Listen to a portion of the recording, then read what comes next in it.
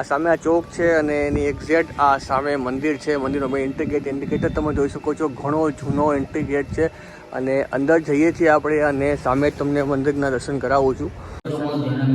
દર્શન કરી શકો છો અને પાછળ પણ તમે જોઈ શકો છો ઘણી જૂની જૂની મૂર્તિઓ છે. અને મંદિરનો ઇતિહાસ એવું કહે છે કે આ પહેલાં એક જંગલ હતું. એમાં ગાયો ચરાવવા આવે, એમાંથી એક ગાય એવી હતી કે એક જ જગ્યાએ પોતાની દૂધની ધારા આપોઆપ થાય. Good afternoon guys. તો સ્વાગત છે તમારું મારા એક નવા વિડીયોમાં. તો લાસ્ટ વિડીયોમાં તમે જોયું કે ભદ્રકાળી માતાજી મંદિર અને ભદ્રકાળી વાવ. તો અત્યારે હું આવી ગયો છું શ્રી ચંદ્રમૌલેશ્વર મહાદેવ મંદિર ઉમરેઠ ધામ. આ મંદિર 400 વર્ષ જૂનું મંદિર છે અને શું ઇતિહાસ છે, એક રોચક ઇતિહાસ છે આ મંદિર સાથે જોડાયેલો, એ પણ તમને સંપૂર્ણ માહિતી આપીશ. પહેલાં તમને હું દર્શન કરાવી દઉં છું ચંદ્રમૌલેશ્વર મહાદેવ મંદિર ઉમરેઠ ધામ, અને પછી અહીંયા કોઈને પણ પૂછશું આ મંદિરનો શું ઇતિહાસ છે, એ આપને વિસ્તારથી આખી માહિતી આપશે. તો જઈએ છીએ આપણે મંદિરની અંદર દર્શન કરવા માટે. આ સામે આ ચોક છે અને એની એક્ઝેક્ટ આ સામે મંદિર છે. મંદિરનો મેં એન્ટ્રી ગેટ ઇન્ડિકેટર તમે જોઈ શકો છો. ઘણો જૂનો એન્ટ્રી ગેટ છે અને અંદર જઈએ છીએ આપણે અને સામે તમને મંદિરના દર્શન કરાવું છું. તો જેવા તમે અંદર આવશો એવું સામે તમને અહીંયા નાનકડું શ્રી બળિયાદેવનું તમને મંદિરના દર્શન થશે. એના પણ તમે દર્શન કરાવું છું. તો તમે આ દર્શન કરી શકો છો બળિયાદેવ. અને ત્યાંથી આપણે ધીમે ધીમે આગળ જશું. સીતા માતાજીના દર્શન કરી શકો છો. તો આ સામે એ મુખ્ય મંદિર આવી જશે શ્રી ચંદ્રમૌલેશ્વર મહાદેવ મંદિર. તો અંદર જઈએ છીએ. અંદર જઈને પહેલાં આપણે દર્શન કરીએ છીએ અને પછી વિસ્તારથી એ માહિતી છે એ પૂજારી પાસે લઈશું. આ બાજુ પણ તમે જોઈ શકો છો ઘણું વિશાળ મંદિર છે. તો અંદર જઈને પહેલાં આપણે મહાદેવજીના દર્શન કરીએ છીએ અને પછી તમને આનો ઇતિહાસ આખો શું છે એ તમને સમજાવીશ. તો આ તમે દેવાધિદેવ મહાદેવના દર્શન કરી શકો છો. તો આ તમે દર્શન કરી શકો છો ચંદ્રમૌલેશ્વર મહાદેવ ઉમરેઠ ધામ. અને ઉપર આ નીચે આખું ઉપર આખું નીચે કેવી રીતના છે આખું? પહેલાંથી આમ નીચે હતું. તો આ મંદિર પહેલેથી આમ નીચે હતું આખું? આમ પહેલાં સામાન્ય મંદિર હતું, ત્યાર પછી આ લોકો ડેવલપ કર્યું. ઓકે, એવું છે. હા, સરસ. તો આ તમે દર્શન કરી શકો છો અને પાછળ પણ તમે જોઈ શકો છો ઘણી જૂની જૂની મૂર્તિઓ છે. અને મહાદેવ સ્વયંભૂ છે. ઓકે, ઉત્પન્ન થયેલા છે. આ મહાદેવ સ્વયંભૂ છે, પોતાની ઉત્પન્ન થાય છે. આખો વિડીયો ઉતાર લઉં છું, પછી તમે મને આ મંદિર વિશે ટૂંક માહિતી બધી આપજો, બરાબર? તો આ દર્શન તમે કરી શકો છો. પાછળ તમને દર્શન કરાવું છું શ્રી દેવાધિદેવ મહાદેવ શ્રી ચંદ્રમૌલેશ્વર મહાદેવ ઉમરેઠ ધામ. આ ગોપ છે, ઐતિહાસિક ગોપ છે. સામે ગોપ છે, ઐતિહાસિક છે. આ શું, એમાં શું છે? એટલે એમાં અષાઢી તોલાય, એમાં જે કુંભ હોય છે એ બધો એક એમાં મૂકે છે. ઓકે, અષાઢી તોળાઈ એનો કુંભ છે, આ જગ્યાએ મૂકવામાં આવે છે. અષાઢી એમાં દર વર્ષે તોળાય છે ને? એ તો અષાઢીમાં દરેક 10 વસ્તુ જોખવામાં આવે. ઓકે, માટી સાથે. હા. એમાં વધઘટ થાય, એમાંથી હવામાનનો વર્તાવો નીકળે. ઓકે. અને ખેડૂતો એ પ્રમાણે ખેતી કરે અને વેપારીઓ એ પ્રમાણે વેપાર કરે. ઓકે, અષાઢી તોળાઈ પછી. ઓકે, વાહ, એ પણ આપણને એક ઐતિહાસિક જાણવા મળ્યું. તો હવે બહાર જઈને તો થોડા દર્શન કરાવું છું અને પછી આનો ઇતિહાસ છે આપણે શાંતિથી પૂજારી પાસે લઈશું. અહીં પણ તમે જોઈ શકો છો ઘણી જૂની જૂની મૂર્તિઓ છે.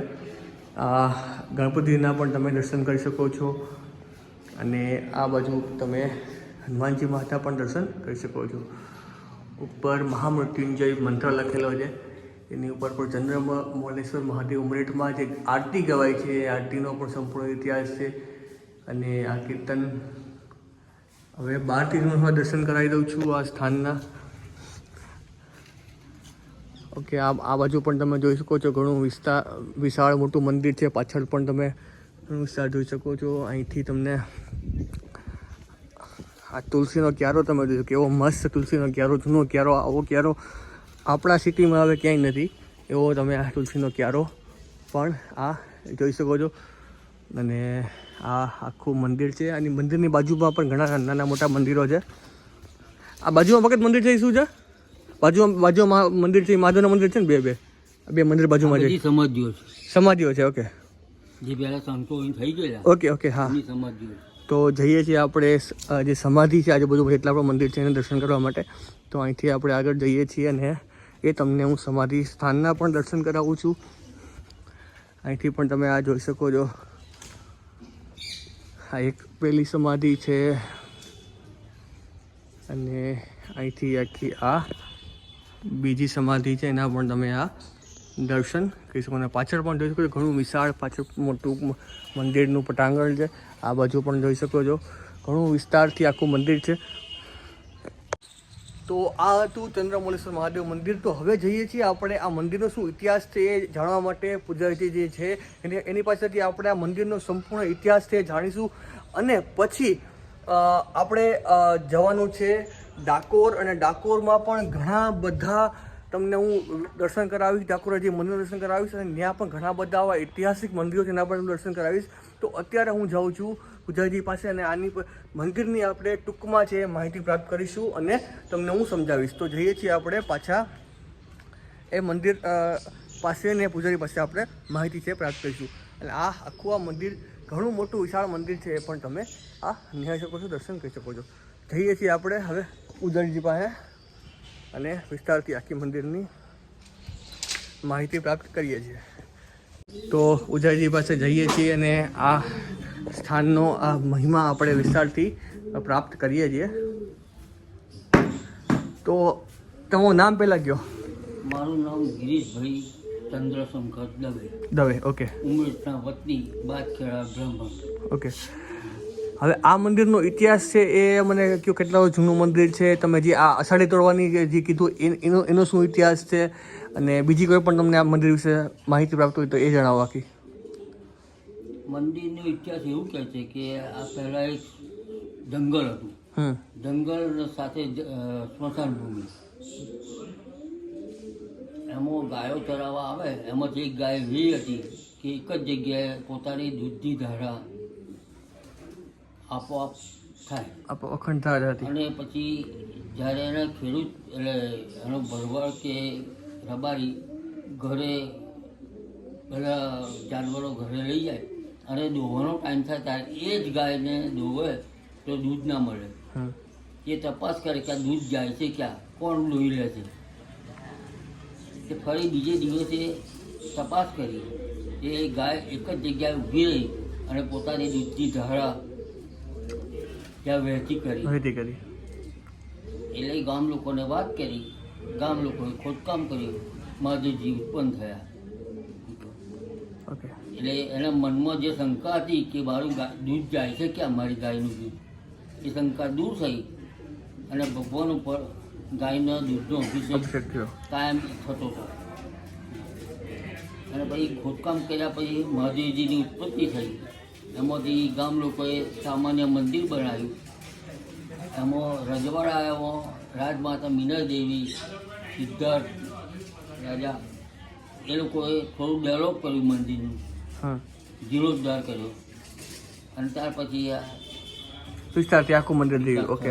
તો આ હતી આ ટૂંકમાં માહિતી. આપણે આ મંદિરની વિસ્તારથી માહિતી પ્રાપ્ત કરી. જે કોઈને પણ આ મંદિર આવવું હોય એ બહુ ટૂંકો રસ્તો છે. બસ સ્ટેન્ડથી આઈ થિંક અડધા કિલોમીટર જેટલું આ મંદિર થાય છે. નામ છે ચંદ્રમૌલેશ્વર મહાદેવ મંદિર. કોઈને પણ પૂછશો ગામમાં તો તમને વિસ્તારથી આ મંદિરની સ્થાનની માહિતી તમને આપી દેશે. તો આ હતું શ્રી ચંદ્રમૌલેશ્વર મહાદેવ મંદિર ઉમરેઠ ધામ. તો તમને મારો વિડીયો કેવો લાગ્યો નીચે કોમેન્ટ બોક્સમાં જરૂરથી બતાવજો. તો મળીએ છીએ આવા એક નળ સાથે. સૌને એકવાર મહાદેવ હર. અને હા, લાસ્ટ તમને એક વાત કહી દઉં કે આ મંદિર છે, મંદિરને જીર્ણોદ્ધારની ખાસ જરૂરિયાત છે. જે પણ લોકોને જો જીર્ણોદ્ધારમાં સેવા કરવા ઈચ્છતા હોય તો ડાયરેક્ટ મંદિરનો કોન્ટેક્ટ કરી શકે છે અને આ મંદિરમાં સેવા લખાવી શકે છે. તો આ મંદિરનો પણ જીર્ણોદ્ધાર થાય. ઘણું જૂનું મંદિર છે અને ઘણું ઐતિહાસિક મંદિર છે. તો આપણો પર ફરજ બને છે કે અહીંયા થોડુંક આપણે આપણું સદલક્ષ્મી વાપરીએ અને એનો વિકાસ કરીએ.